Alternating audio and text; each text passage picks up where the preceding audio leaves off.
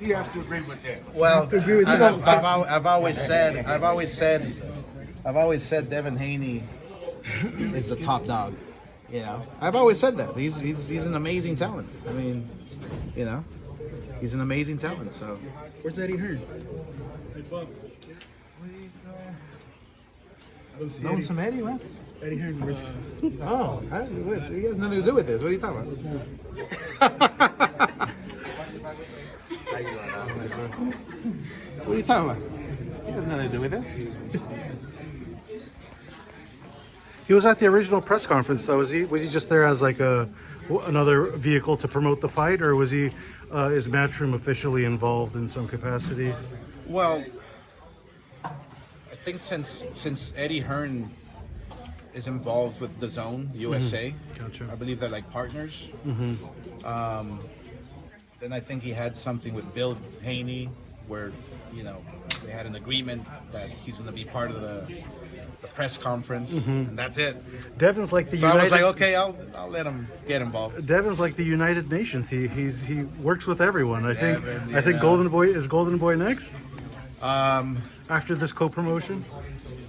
Yeah, I hope so, because we can do some big things. We can do some big things. I think, first of all, I think it's going to be a great fight, and we can even talk Did he about tell a the rematch. truth? Devin sent me on one assignment and one assignment only. Oscar To says come he has listen. a blank check for you to Listen, get let me tell Devin you. on board. Devin gave me one assignment and one assignment only to go talk to Oscar. And if Oscar is the Hall of Fame promoter, not just fighter, then he would put this fight together with two fighters in their prime.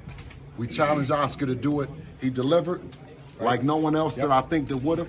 I think most promoters would have took an opportunity to have two fighters like that, send them in two different directions, and not give the fans the fight that they wanted right now. He stayed. He was a man of his word, and this is where we are today. Were you pleased how easy these negotiations were? I was actually pleasantly surprised.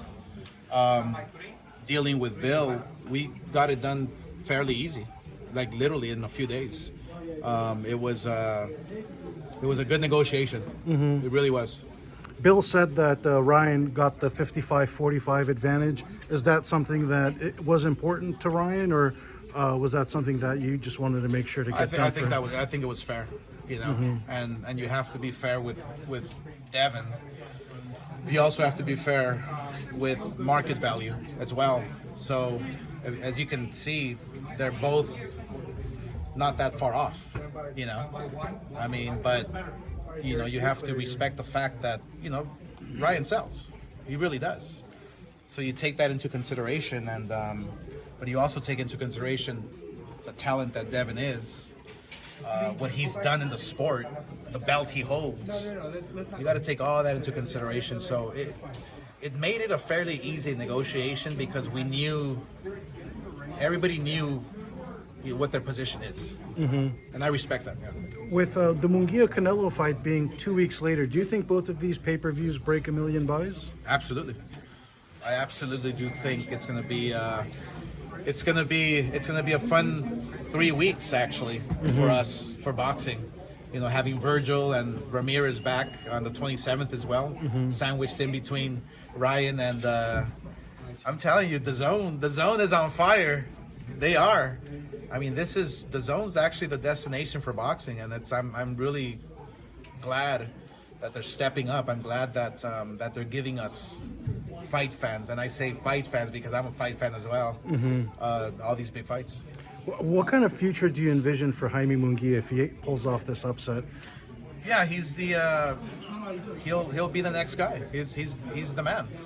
I think it's the passing of the torch, basically.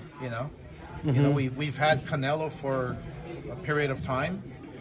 He's at the fourth quarter of his career, and now it's time for young blood, for a new fighter to come up and take the reign. So could this be it? Who knows? We'll see. You'll give Jaime the Benavidez fight? In a heartbeat. Okay, thank you guys. So